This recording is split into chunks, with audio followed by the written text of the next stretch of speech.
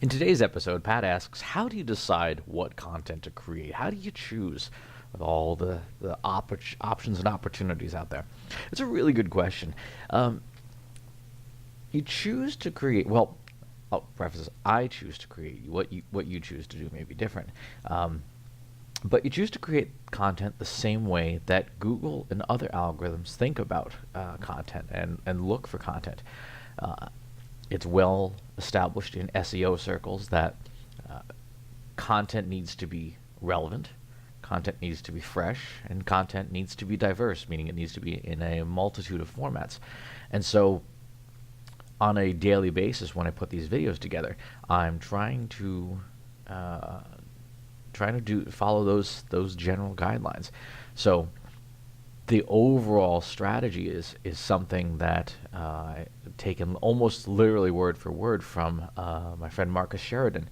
Marcus Sheridan wrote a book, I think it might have been late last year, early this year, called They Ask, You Answer. And that is essentially the sum of the book. You should still read the book because it's a fun book to read. But that's essentially the essence of the strategy is people ask you questions, or people ask questions, and you answer them.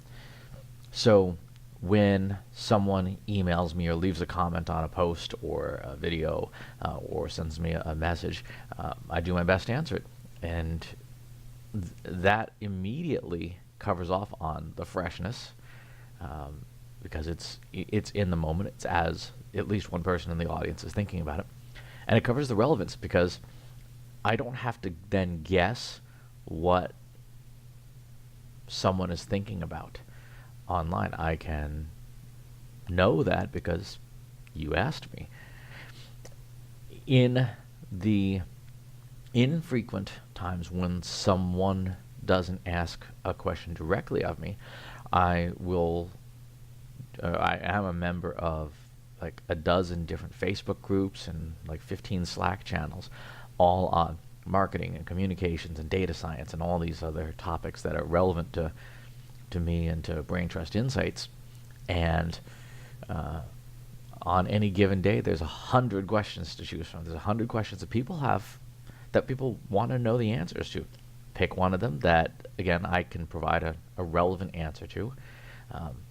Pick one that I can provide a fresh answer to, especially if it's a topic that has been around a while, and create video and audio and text and images around those answers.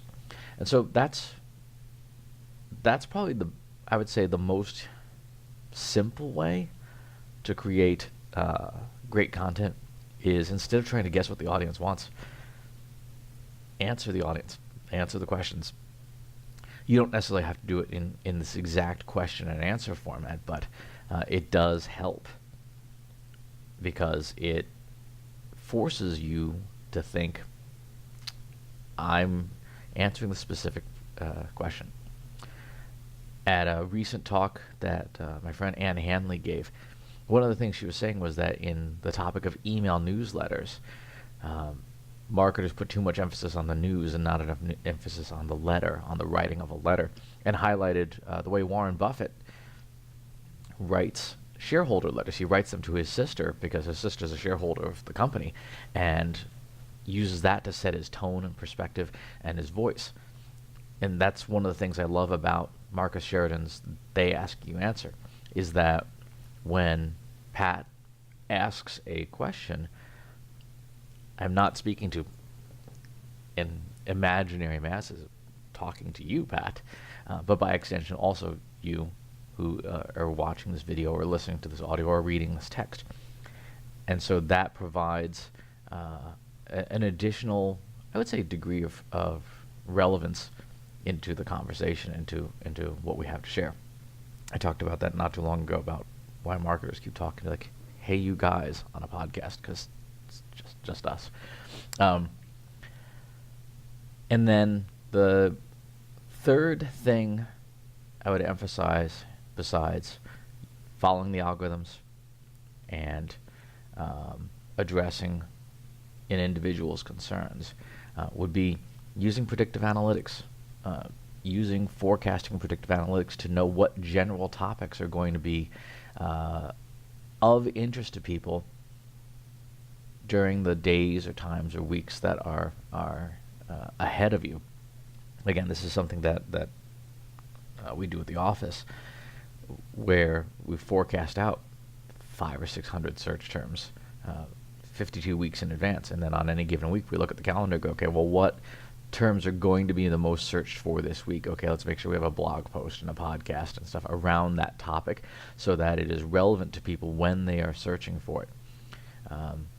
Actually, we try and do it about 2 weeks before to give algorithms and search bots the opportunity to index the content in advance.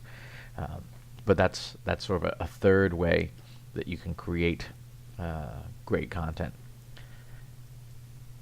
At the end of the day, as long as you're creating content that obeys the 3 E's rule, which is it has to be engaging, meaning it has to elicit some kind of emotional response, or it could be entertaining, or it could be educational.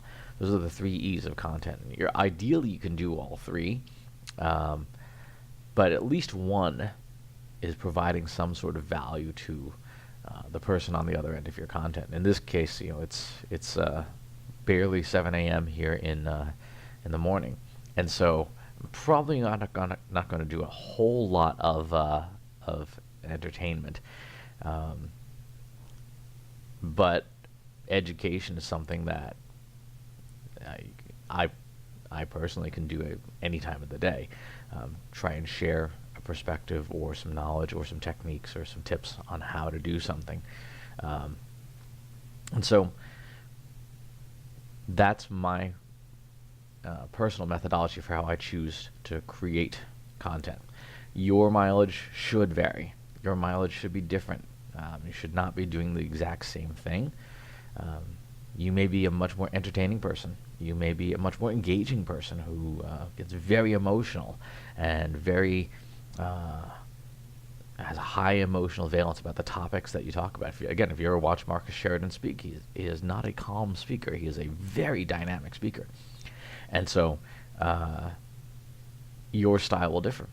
But starting with knowing what the algorithms are looking for and knowing what your audience is looking for and knowing what you're comfortable doing are probably the 3 priorities for content creation.